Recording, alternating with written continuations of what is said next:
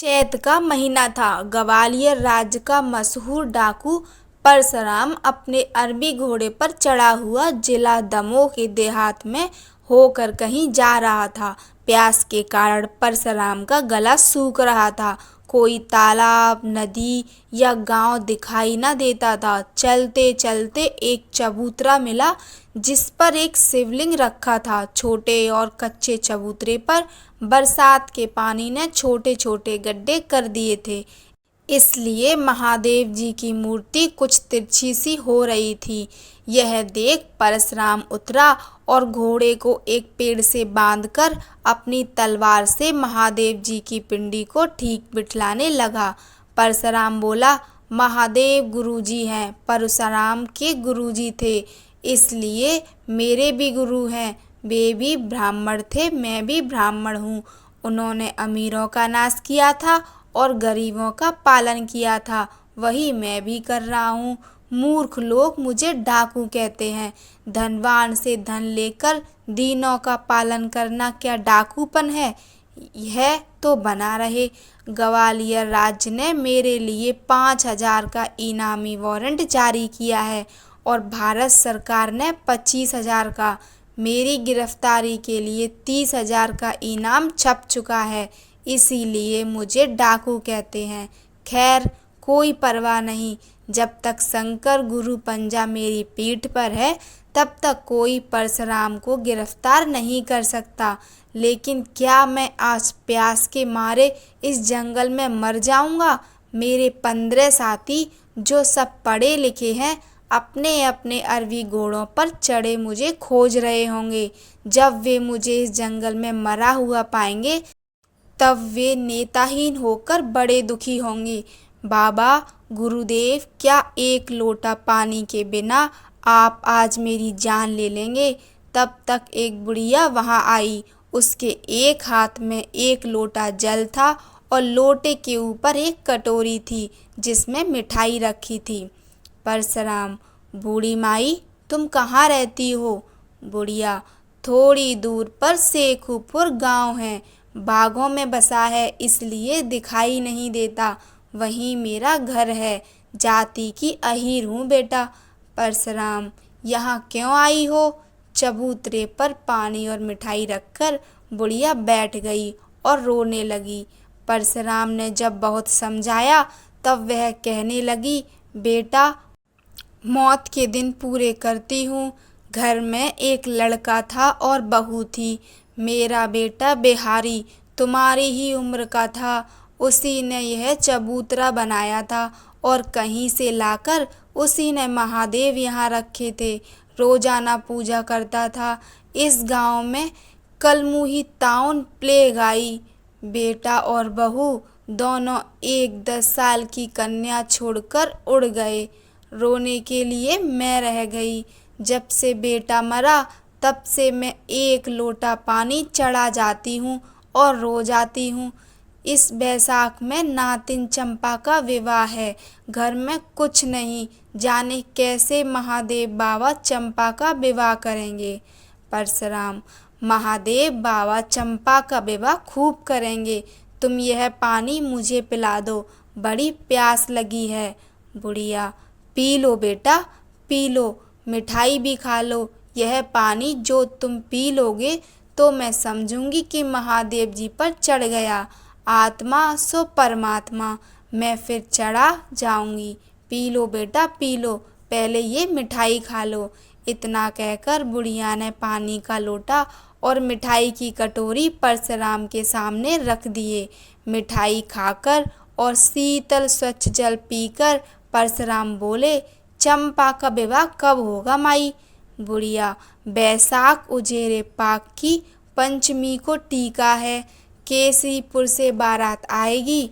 परशुराम, विवाह के लिए तुम कुछ चिंता मत करना, तुम्हारी चंपा का विवाह महादेव ही करेंगे। बुढ़िया, तुम कौन हो बेटा? तुम्हारी हजारी उम्र हो, गांव तक चलो, तुमको कुछ खिलाऊं, भूखे मालूम होते हो। परशुराम, भूखा तो हूँ पर गांव में नहीं जा सकता। मेरा नाम परशुराम है और लोग मुझे डाकू कहते हैं। आगरे के कप्तान यंग साहब, जिन्होंने सुल्ताना डाकू को गिरफ्तार किया था, 30 सिपाहियों के साथ मेरे पीछे लगे हुए हैं। मेरे साथी छूट गए हैं, इसलिए मैं नहीं जा सकता। जिस दिन चंपा का विवाह होगा उस दिन तुम्हारे गांव में 5 मिनट के लिए आऊँगा। बुढ़िया, तुम डाकू तो मालूम नहीं पड़ते। घोड़े पर सवार होकर परशुराम ने कहा, अब ऐसा ही उल्टा जमाना आया है माई। उदार और बहादुर को डाकू कहा जाता है और महलों में बैठकर दिन दहाड़े गरीबों को लूटने वालों को रईस कहा जाता है। धर्मात्मा भीख मांगते हैं, पापी लोग हुकूमत करते हैं, पतिव्रताएं उघारी फिरती हैं, छिनालों के पास रेशमी साड़ियाँ हैं। कलयुग है ना, जाता हूँ, मेरा नाम याद रखना, पंचमी को आऊँगा। परशुराम चले गए। बुढ़िया ने भी घर की राह ली। महादेव जी पर जल चढ़ाकर उसने चंपा से परशुराम के मिलने की सारी कहानी बयान कर दी। गांव का मुखिया भी वहीं खड़ा था, उसने भी सारा हाल सुना। मुखिया ने सोचा, मेरा भाग जग गया, इनाम का बड़ा हिस्सा मैं पाऊंगा। थाने में जाकर रिपोर्ट लिखाई कि बैसाख शुक्ल पक्ष की पंचमी के दिन परशुराम शेखुपुर में चंपा के विवाह में शामिल होने आएगा। पुलिस के द्वारा यह समाचार यंग साहब को मालूम करा देना चाहिए। अगर उस रोज डाकू परशुराम गिरफ्तार ना हुआ तो फिर कभी ना हो सकेगा। चौथ के दिन बिहारी अहीर के दरवाजे पर 5 गाड़ियां आकर खड़ी हुईं। एक में आटा भरा था, एक में घी, शक्कर और तरकारियां भरी थीं। एक गाड़ी में कपड़े ही कपड़े थे। तरह तरह के नए थानों से वह गाड़ी भरी थी। चौथी गाड़ी में नए नए भरे थे और 5वीं गाड़ी तरह तरह की पक्की मिठाइयों से भरी थी। गाड़ी वालों ने सब सामान बिहारी अहीर के घर में भर दिया। लोगों ने जब यह पूछा कि यह सामान किसने भेजा, तब गाड़ी वालों ने कहा कि हम लोग 1 लोटा पानी भेजने वाले का नाम दाम कुछ नहीं जानते। हम लोग दमोह के रहने वाले हैं, किराए पर गाड़ी चलाया करते हैं। हम लोगों को किराया अदा कर दिया गया।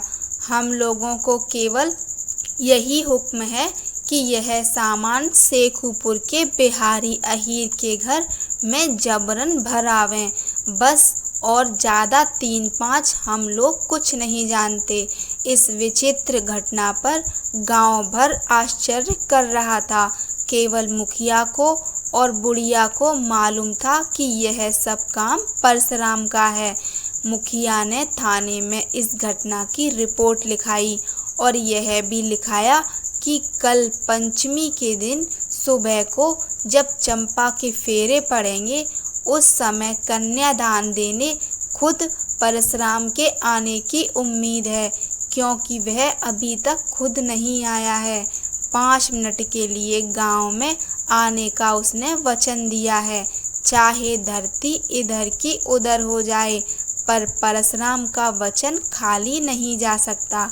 चौथ की रात में ही मिस्टर यंग साहब अपने 30 मरकट सिपाहियों के साथ शेखुपुर में आ धमके। उन सबों ने घोड़ों के सौदागरों का भेष बनाया था। मुखिया के दरवाजे पर वे लोग ठहर गए। गांव वालों ने जाना कि घोड़े के सौदागर लोग किसी मेले को जा रहे हैं। मुखिया और चौकीदार के सिवा असली भेद को कोई नहीं जानता था। पंचमी का सवेरा हुआ। परशुराम ने ज्यों ही घोड़े पर चढ़ना चाहा, त्यों ही छींक हुई। एक साथी का नाम था रहीम। रहीम ने परशुराम को रोकते हुए कहा, कहाँ जा रहे हैं आप? परशुराम, शेखुपुर चंपा का कन्यादान देने। रहीम, छींक हुई। परशुराम, मुसलमान होकर भी छींक को मानते हो? बात यह है कि यंग साहब अपने 30 सिपाहियों के साथ इधर ही गए हैं। उन लोगों ने सौदागरों का स्वांग बनाया है। मगर मेरी नज़र को धोखा नहीं दे सकते। परसराम, घूमने दो, क्या करेगा यंग साहब।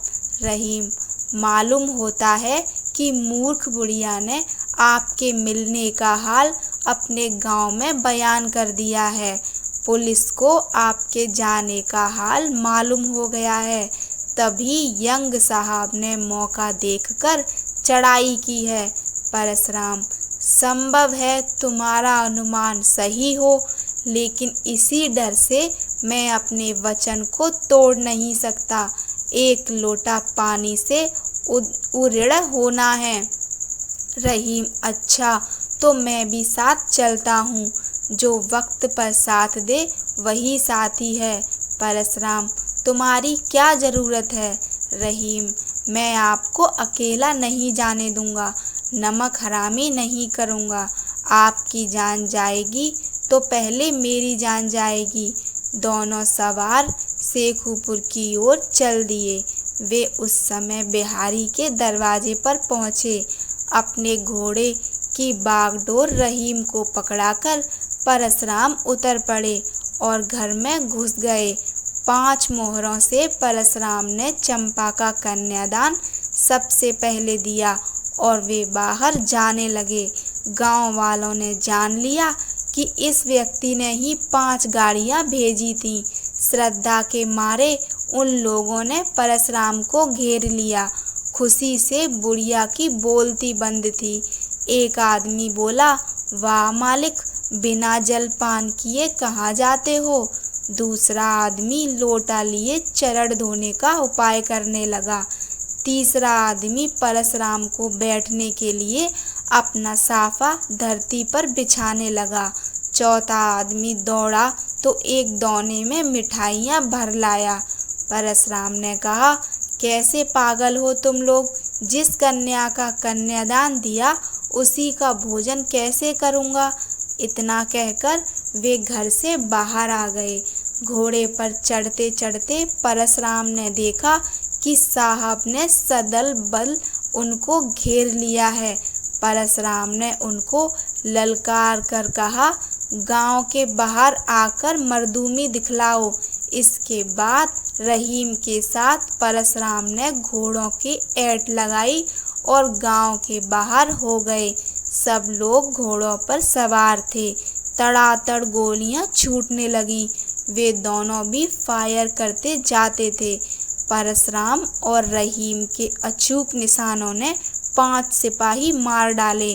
परसराम को भागने का अवसर देने के लिए रहीम ने अपना घोड़ा पीछे लौटाया और वह सिपाहियों के साथ जूझने लगा। सब लोगों ने उसे घेर लिया। दनादन गोलियां छूटने लगी। 3 सिपाही रहीम ने मौत के घाट उतार दिए। शरीर में 4 गोलियां घुस चुकी थीं। एक गोली घोड़े को लगी। घोड़ा और सवार दोनों मरकर गिर पड़े। तब तक परसराम 1 कोस आगे निकल गए थे। साहब ने रहीम को वहीं छोड़ा और परसराम का पीछा किया। 3 कोस के बाद परसराम दिखाई पड़े। साहब की गोली से परसराम का घोड़ा घायल होकर गिर पड़ा। परसराम पैदल चलने लगे। आगे था एक नाला, 5-6 गज चौड़ा था और 30 हाथ गहरा था। बरसाती पानी ने उस नाले को खंदक का रूप दे दिया था। परसराम ने कूदकर उसे पार करना चाहा, परंतु पैर फिसल गया। वे खंदक में गिर पड़े। किनारे यंग साहब आ खड़े हुए। नीचे अंधेरा था, साफ साफ दिखाई ना पड़ता था। ज्यों ही साहब ने नीचे झांका, त्यों ही परसराम ने गोली छोड़ दी। विक्टोरिया के इकबाल से साहब तो बच गए, मगर उनका टोप उड़ गया। सिपाहियों ने गोली छोड़ी। परसराम एक किनारे छिप गए। फायर खाली गया। साहब ने कहा, 30 हाथ नीचे गहरे गड्ढे में गिरा और तो भी निशाना मार रहा है। शाबाश बहादुर, शाबाश। तब तक परसराम ने आवाज के निशाने पर एक गोली छोड़ दी। साहब के पास एक सिपाही खड़ा था। उसकी खोपड़ी उड़ गई। साहब ने कहा, हमारे 9 आदमी काम आ चुके हैं, मगर डाकू का एक ही आदमी मरा। एक सिपाही था राजपूत। उसने आगे बढ़कर कहा, मिट्टी गिराकर डाकू को दाब देना चाहिए। आवाज का निशाना साधकर परशुराम ने गोली छोड़ी। राजपूत बेचारा मरकर गिर गया। साहब ने कहा, वेल परशुराम, बाहर आ जाओ, हम तुम पर बहुत खुश है। तुम एक बहादुर और बात का धनी आदमी है। परशुराम ने जवाब दिया, मैं अपना वचन पूरा कर चुका। एक लोटा पानी से उऋण हो चुका, अब मरने का डर नहीं है। साहब, अगर तुम डाका डालना बंद करने की कसम खाओ तो हम तुमको वायसराय से कहकर छुड़ा लेगा। इत्मीनान करो और बाहर आओ। तुम भी बात का धनी, हम भी। आज से तुम हमारा दोस्त हुआ। परशुराम बाहर निकल आए और आत्मसमर्पण कर दिया। यंग साहब ने उनको गिरफ्तार कर लिया और आगरा ले आए। कुछ दिनों मुकदमा चला, मगर यंग साहब ने परशुराम को साफ बरी करा दिया। परशुराम ने समझ लिया, अच्छा उद्देश्य होने पर भी आखिर डकैती थी बहुत बुरी चीज, उसका समर्थन हो ही नहीं सकता। अतएव उस काम को छोड़ दिया। वे साधु हो गए और अपने साथियों को नेकी का जीवन व्यतीत करने का उपदेश दिया। परशुराम ने हरिद्वार में जाकर 5 साल तक घोर तपस्या की और सन 1635 ईस्वी में गंगा जी की बीच धारा में खड़े खड़े शरीर त्याग दिया। परशुराम ने यह दिखला दिया कि विपत्ति को देखकर भी वचन का पालन करना चाहिए। कहानी अच्छी लगी हो तो लाइक कीजिए, चैनल को सब्सक्राइब कीजिए। धन्यवाद। जय श्री राम।